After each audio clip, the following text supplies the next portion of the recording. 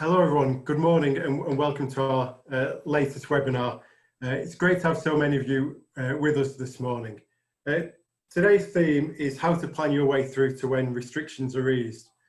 Increasingly, attention is shifting towards when and how restrictions will be eased, and we're expecting more information from Boris Johnson on Sunday.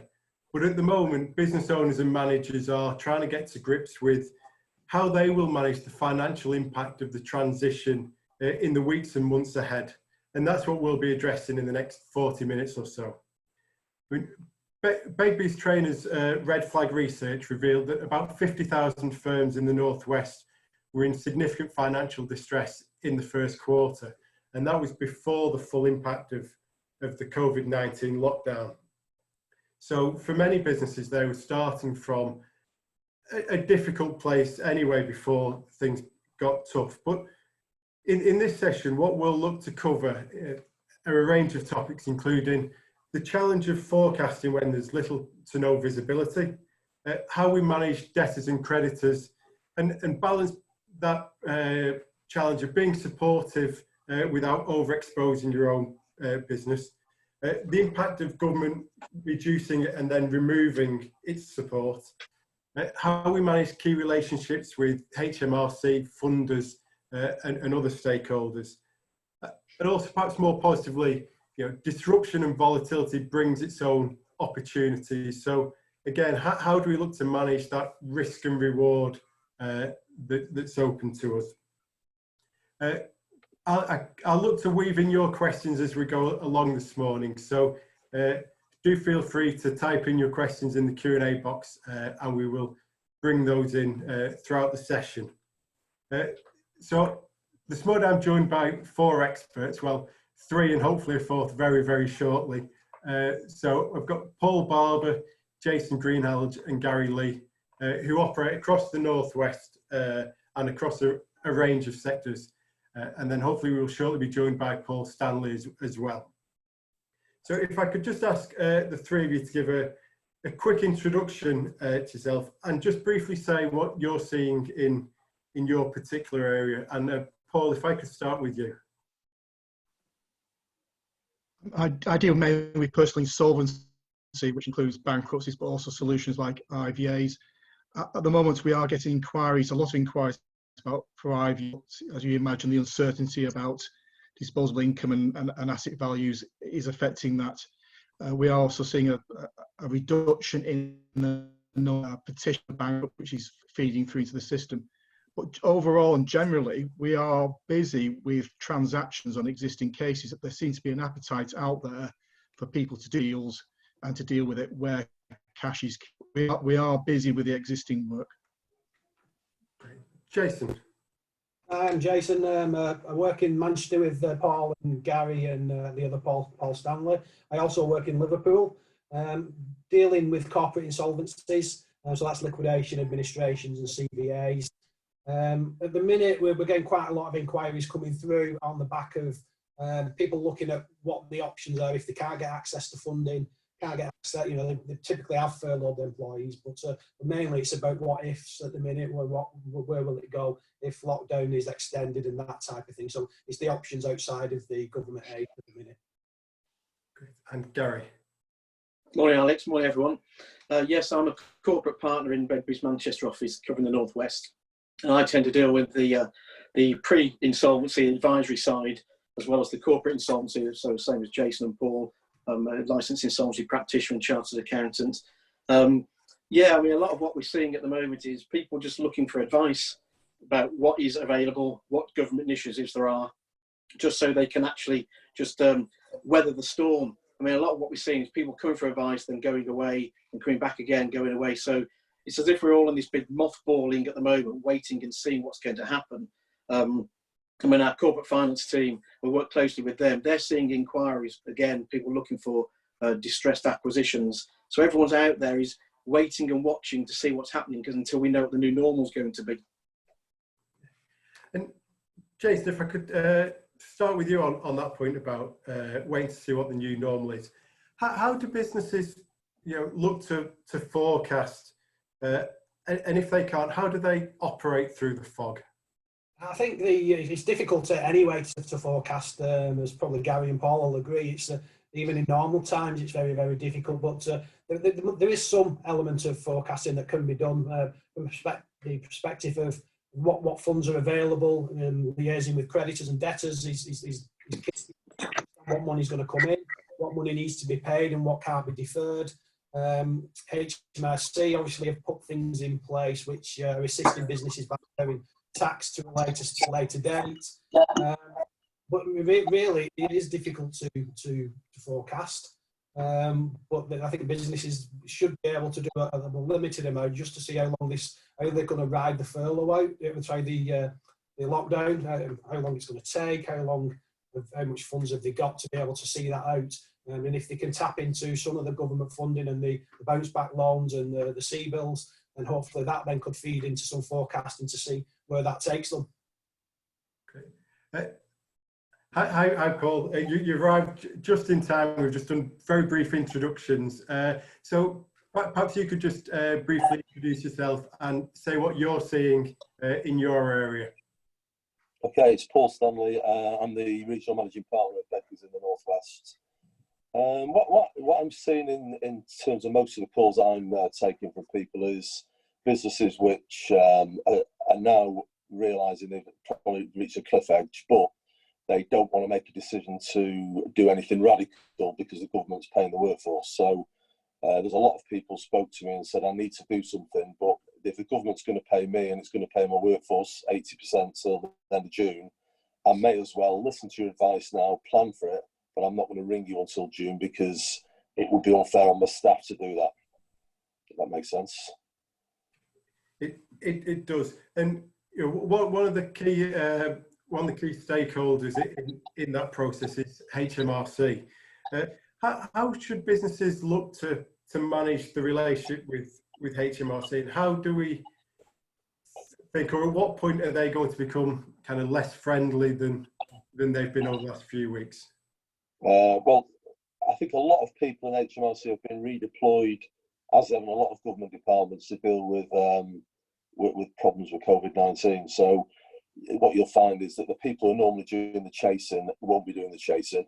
We've had a direction from HMRC regarding CVAs, company voluntary arrangements, that basically said that anybody who's in a CVA at the minute, if they've got problems, you don't even need to write to us. You can just take it as read that we will extend it for 3, 6 months, whatever it needs. So at the minute, there's the government policy is very much about mothballing the economy before it restarts, and HMRC is sort of following that lead.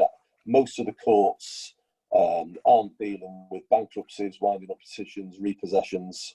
So in terms of anybody who's taking an aggressive stance, which HMRC typically might, I'm not seeing that at the minute at all. I don't think they're even open, a lot of these departments. So largely, if you've got problems with HMRC, I think those problems can be mothballed as well until there's a time when you know what income you've got coming in. And then I think coming out the other side, if you look at the new bounce back loan, which is repayable over 6 years with no cost of interest in the first year, that's fairly typical of government's trying to achieve. It's a sort of soft landing for people with a year's breathing space. I would find it difficult to see why HMRC wouldn't be agreeing to similar type arrangements. When will they withdraw the support? I suppose at the point that the government decides that something's more important than COVID-19, and they decide that they're skint and they need to start chasing money down. So over the last few years, with the austerity measures, we've seen a big sort of U-turn from the government's point of view. It was all very much about doing tax schemes and encouraging entrepreneurs to create businesses and give them tax breaks. And then it was almost overnight they decided they were short of money, and they unwound a lot of that stuff and said, we don't like it. And suddenly people who'd minimised the tax bill using schemes that the government had legislated and invented. Well, these weren't invented by people, they were designed by legislators.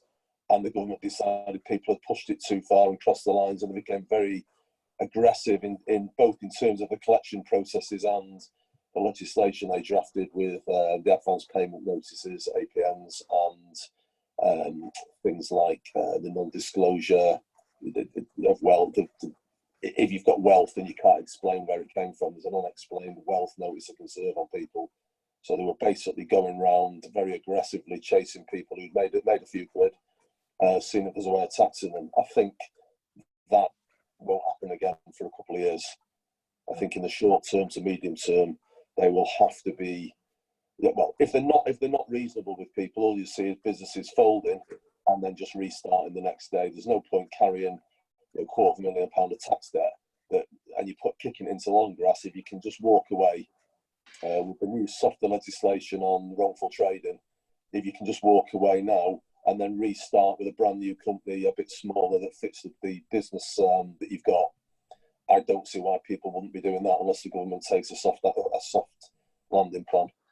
Yeah, and just on the HMRC point, Paul Barber, separately to the coronavirus issue, there's some legislation going through around the preferential status that HMRC have that potentially has a significant negative impact on access to finance for businesses. Do you just want to tell us a little bit more about that? And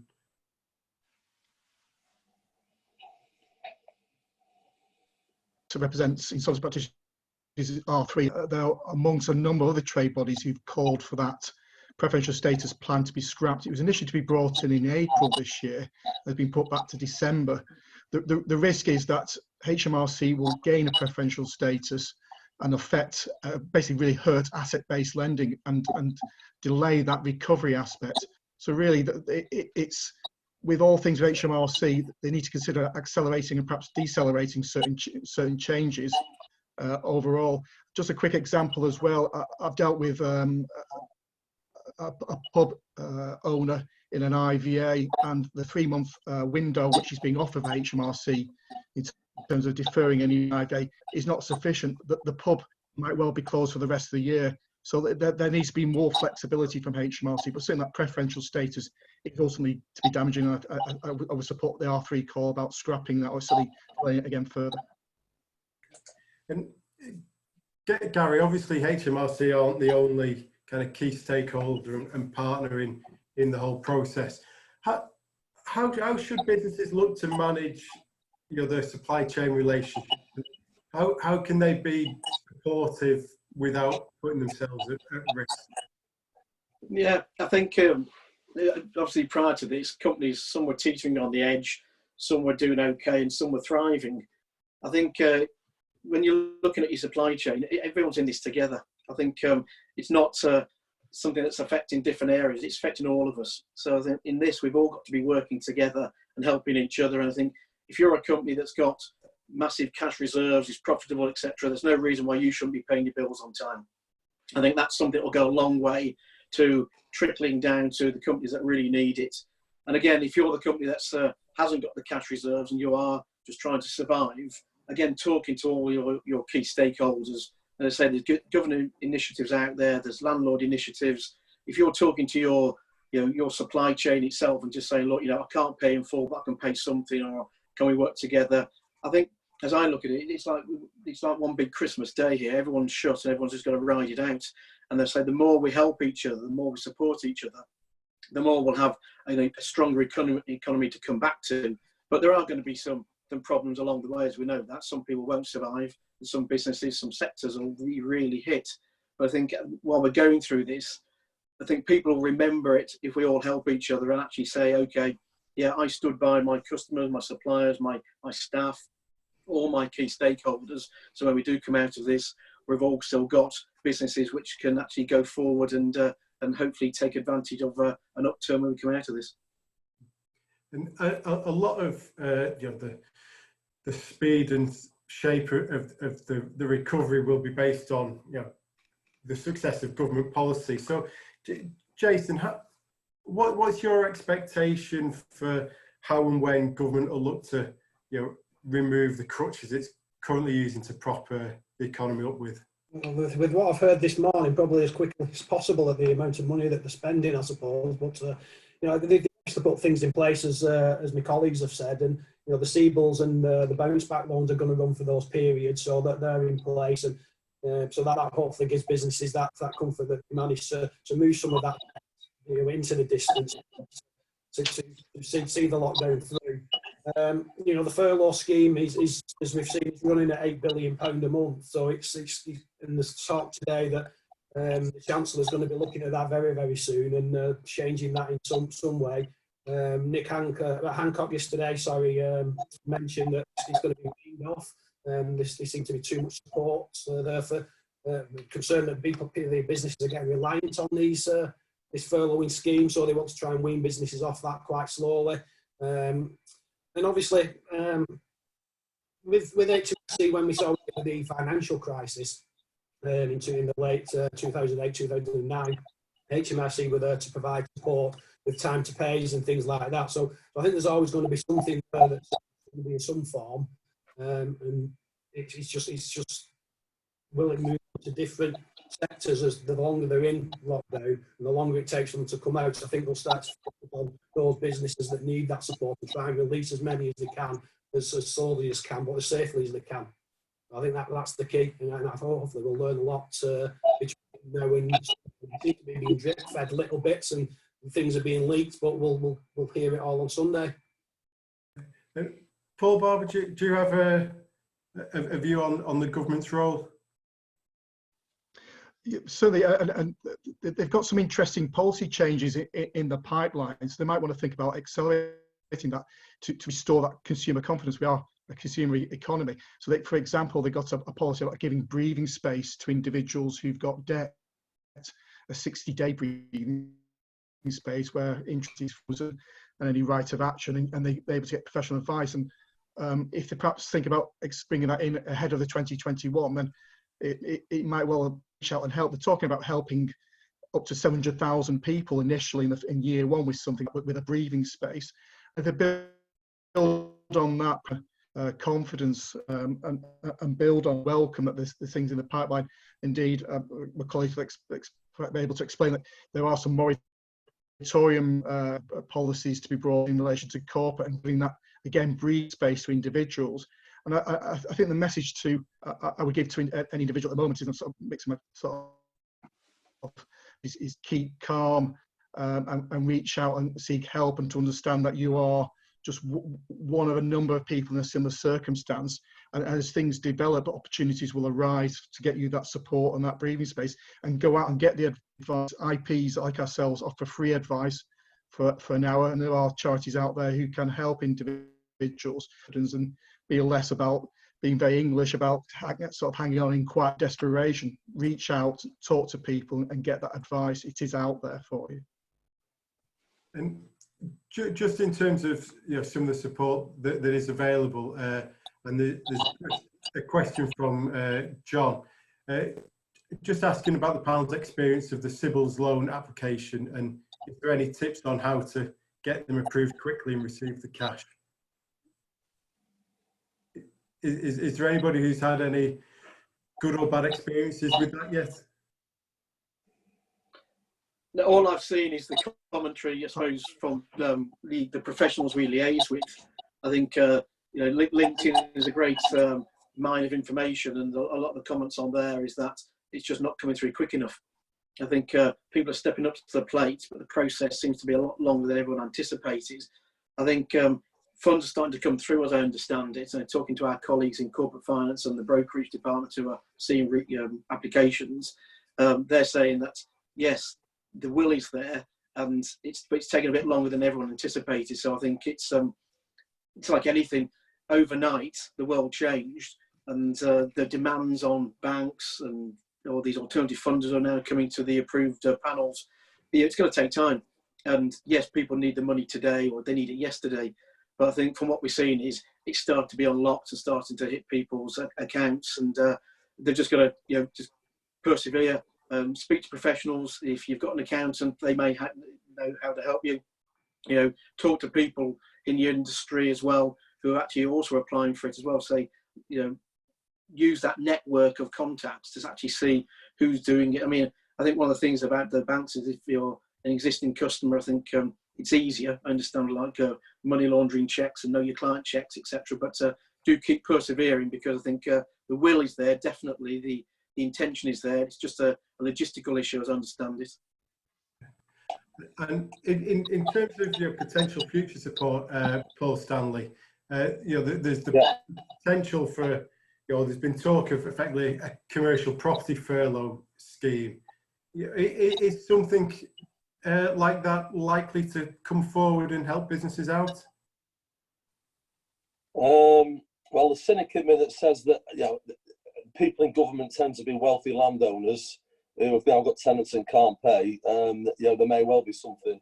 I mean, for the larger tenants, the landlords themselves have got bank loans usually support picking up 70% of the property values.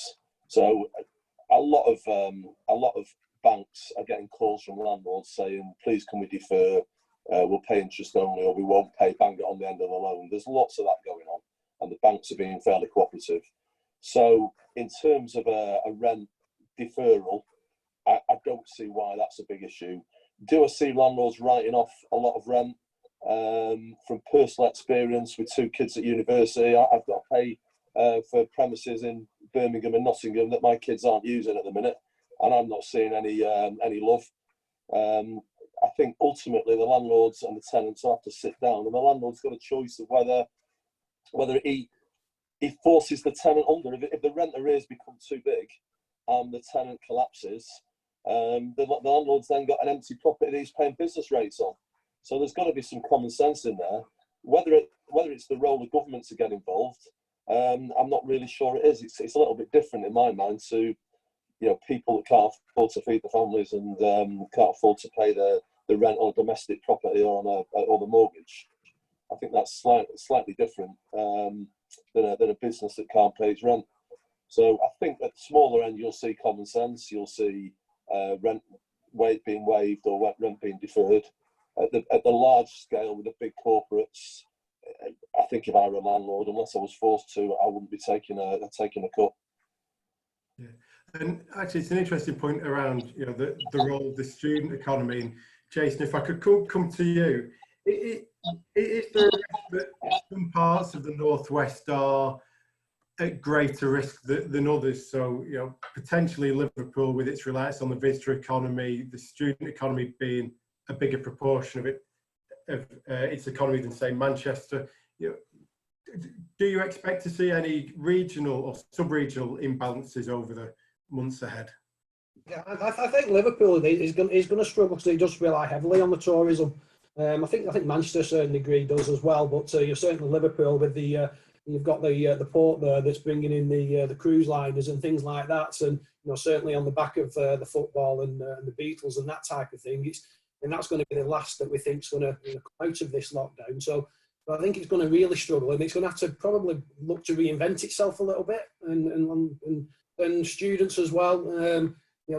I know a lot of people that are at Liverpool, and I think Paul's daughter's looking to go there, and it's my own son's out of his accommodation at the minute, and effectively we're paying for something he isn't getting the use of. So I think there's plenty in that boat. So I think it's going to struggle. I think and I think I heard a whisper last week that somebody was saying Liverpool, the actual council, is running out of money rapidly. I think so. I heard the word bankruptcy in the council put together, which sounds quite alarming. But we'll see. We'll see where it goes and what the government do. Yeah, and just for our audience, we've had a comment about Sybil's in the Q&A box, which I've just clicked over to answer, so you should be able to view it. Barry Leahy from Playdale Playground, who many of you will know, has just shared some information. So that's in the answered part of the Q&A box for you to have a look at. Just got another question from Matthew Shepherd, who's asking, are you seeing much activity with companies looking to dispose of assets to help shore up their position, and or companies looking to purchase assets from struggling companies? So what's the appetite like out there? I've had a few emails, people looking to acquire, anything and everything. We'll look at anything. So I've had a few emails popping into my inbox from that. And I think a lot of LinkedIn requests coming from certain things, So I think there's certainly people out there that are cash rich, perhaps, and primed to be able to take advantage of some of this situation, I suppose, from their perspective. But yeah, I've seen some activity. Yeah, same here. As I said, we're all in this together, but when we come out of this, there's going to be opportunities, and the entrepreneur out there will be looking for opportunities. I've received emails from companies who are acquisitive in different sectors and saying, you know, if we're coming across seeing companies in distress or looking to either acquire, sell, merge, etc., that's what we're getting. We're actually getting inquiries. And I think as we start to come out of this, when those opportunities will be there, because some people will want to buy and some people want to sell. And so if we can be that matchmaker, which is what we do on our advisory side, then I think there will be opportunities. So we tend to get busier as a professional sector when you're coming into or going out of recession. And here, these people, or the economists are saying we're going to go into the biggest recession we've ever had. There'll be opportunities for people looking to take advantage of that.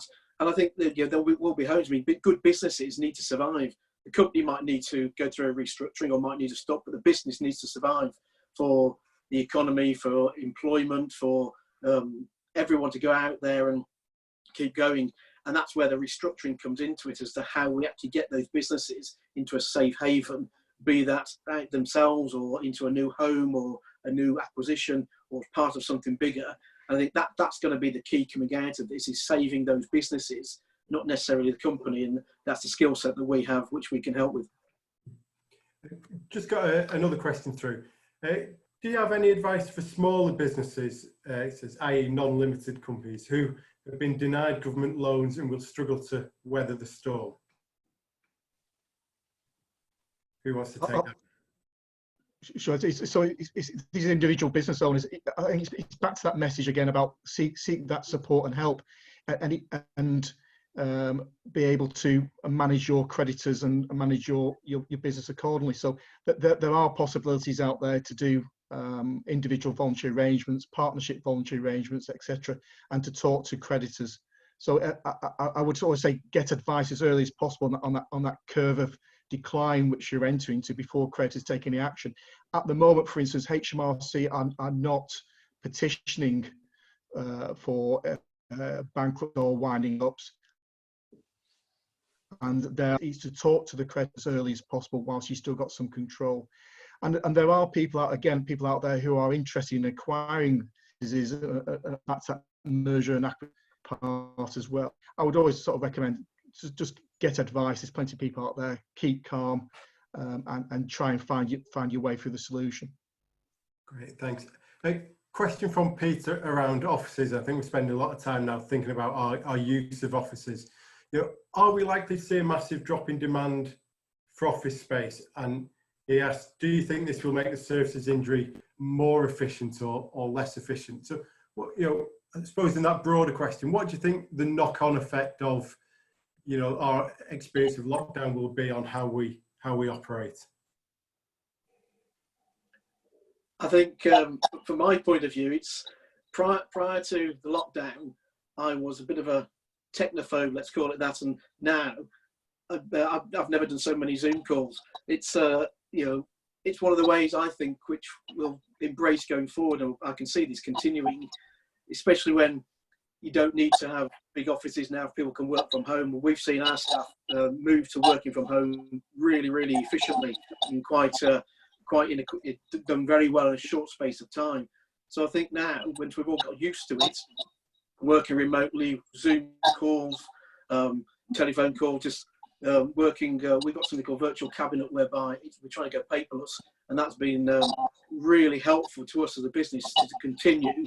And you wouldn't even notice that a lot of what we do with emails these days, you wouldn't even notice we're in lockdown because the efficiency is still there. So I think when we come out of this and we have a phased return, we'll find that we don't all need to be in the office. I think there will be a change.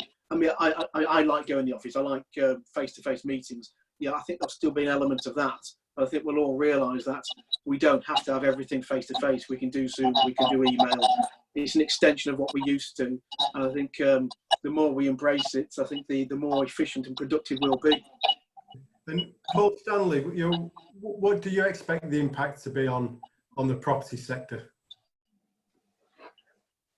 On the property sector, I think it's almost like the the final nail in the coffin for the high street, isn't it? This, and there's a lot of property there. I think the property market, the domestic property market, I suspect, will really be governed by the levels of employment.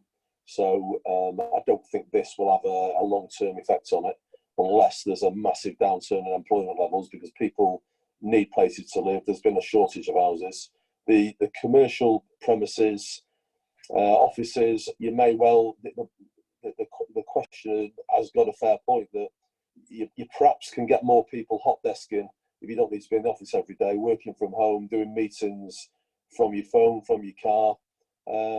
It reminds me a bit of when in the old days when we had telexes and the early fax machines that had sort of ISIL toilet paper on them as paper, that where there was a postal strike and suddenly everybody had to go out and buy a proper fax machine, and that became the norm, that you weren't waiting 3 days for a letter.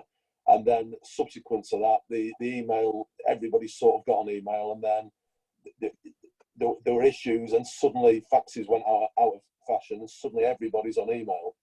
I can see the video conferencing. I didn't do WhatsApp, I didn't do Zoom, I didn't do Teams, I didn't do any of those things. I picked up my phone and I saw people. Having got used to it, I can talk to my mates and my family on WhatsApp. And you know what? It's not that difficult.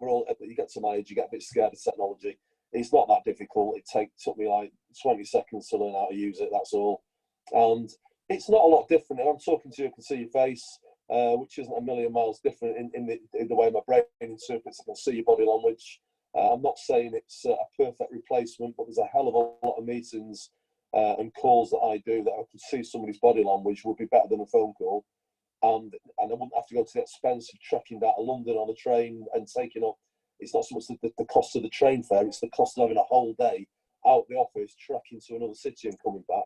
And then the following day, you're miles behind where you were because you couldn't do it. With, as Gary said, with a virtual cabinet thing we've got, we can now access all our files via an iPhone, via a laptop. So we don't actually need physical files because everything's filed electronically. So that side of it works well. I've got a bit off the subject there. In terms of the retail premises, I think that this will have forced even more people, even people in the sort of 70s and 80s that might not have been silver surfers, who have been forced to start shopping on the internet. And with the younger generations that do that as a matter of course, it's just taken another chunk of people out of that market of people that wandering around shops every day. And perhaps people will have realised that you can do other things with your spare time once you get used to it, and maybe the high street's going to struggle even more, I think. Yeah. Paul, Barbara and Jason, if I could just put a question to you both. What do you think the priorities should be for business owners and managers in the weeks ahead? What should they really be focusing on at the moment? Paul, can I start with you?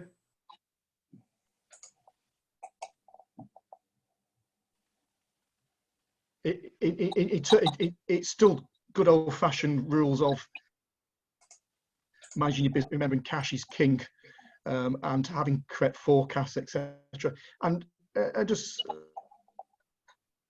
sort of keeping calm. A friend, his own owner-managed business, where he takes the positive. He's fundamentally to decide whether you are going to continue doing your business is the first starting point, which he found. Secondly, to take some of the pause time productively about what he's doing for has given him a breathing space, and it's just really go back to say, am what I'm doing correct? Is it going to be profitable? And indeed, to start up and so a good old message for how your business well in terms of having information to hand and deciding what you're doing is the right thing to be doing. Jason?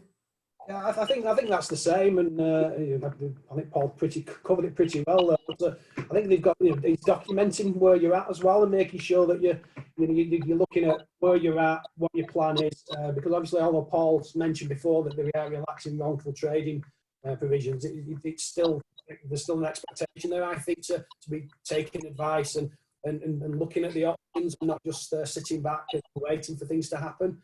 I think documenting the decisions now and the positions you are, so that if down the line things develop, then actually you've got something to show that this is where I was at, this is what I've done, that then hopefully stand you in good stead then, and we're moving forward. You can reflect on that perhaps at some point and see what worked and what didn't. And perhaps the last thing I'd say is that he's moving with the times as well. All said about technology and things like that. Can you do the same thing just in a different way?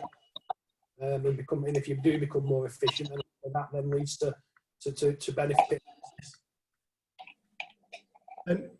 And in terms of, take a slightly longer term view of it, have we got any sense on, how the recovery might look?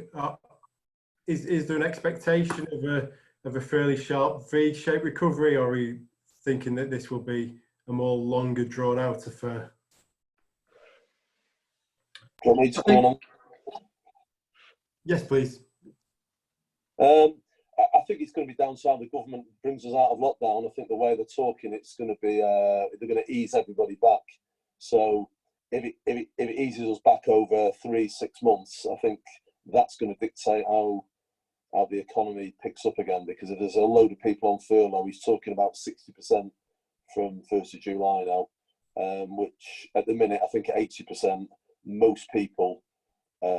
Given maybe a bit of help from the mortgage company, but most people, without the cost of travelling to work, without the cost of a lunch, without the cost of petrol, because we can't go out, 80%, a lot of people will actually be slightly better off than they were in the full working week, especially if you're not paying for childcare.